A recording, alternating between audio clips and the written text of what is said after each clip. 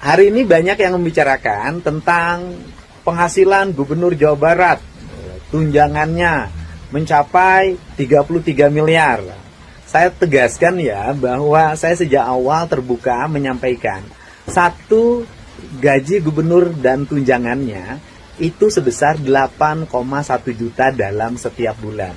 8,1 juta dalam setiap bulan. Setelah itu saya mendapat fasilitas baju dinas. Saya tidak mengambilnya dan mencoretnya anggaran tersebut.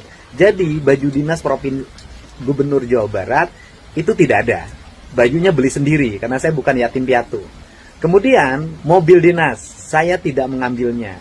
Kemudian yang berikutnya ada lagi yaitu anggaran perjalanan dinas. Sebelum saya menjabat, gubernur yang terdahulu anggaran dinasnya per tahun 1,5 miliar. Kemudian setelah saya menjabat, saya turunkan menjadi 750 juta. Dan sekarang di perubahan APBD tahun 2025, anggaran perjalanan dinasnya diturunkan lagi 100 juta. Jadi dalam setahun saya menggunakan anggaran perjalanan dinas itu 100 juta dan sekarang baru habis 74 juta. Jadi sisanya mungkin untuk bulan September, Oktober, November, dan Desember.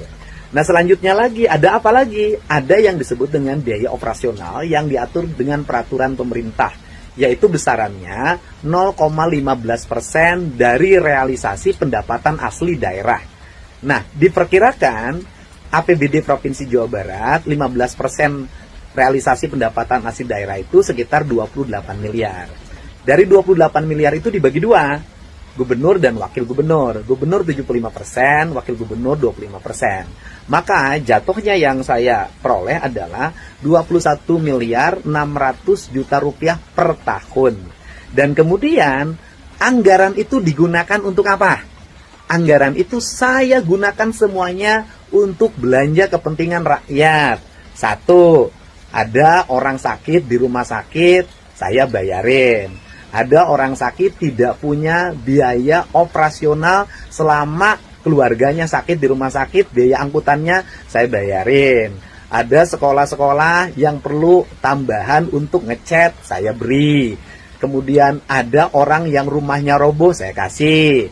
Ada jalan-jalan desa yang jelek, saya bantu. Ada jembatan gantung yang roboh, saya bangunkan. Dan berbagai kegiatan sosial lainnya yang dalam setiap waktu saya lakukan. Dan setiap hari juga ada antrian orang yang antri ke lembur pakuan. Nah, biaya operasional ini semuanya diperuntukkan untuk kepentingan masyarakat. Tidak saya mengambilnya untuk kepentingan pribadi saya. Nah, selanjutnya, apakah Kang Deddy bersedia biaya operasionalnya dihapus? Saya nyatakan saya bersedia biaya operasional saya dihapus. Tetapi yang menjadi masalah kalau biaya operasional dihapus, maka nanti masyarakat atau berbagai kalangan yang menemui gubernur, yang meminta bantuan kepada gubernur karena berbagai peristiwa yang dialaminya secara mendadak dan belum teranggarkan di APBD-nya, nanti akan mengalami hambatan. Karena apa? Daya operasional saya mengalami penurunan untuk membantu warga. Nanti saya hanya mengandalkan biaya dari YouTube saja, dan itu akan merugikan banyak pihak. Nanti banyak orang yang tidak tertolong nyawanya karena tidak punya biaya untuk pergi ke rumah sakit. Banyak rumah roboh yang tidak bisa saya bantu dengan cepat. Ketika bencana alam saya tidak bisa dengan cepat memobilisasi kekuatan material untuk menolong banyak orang.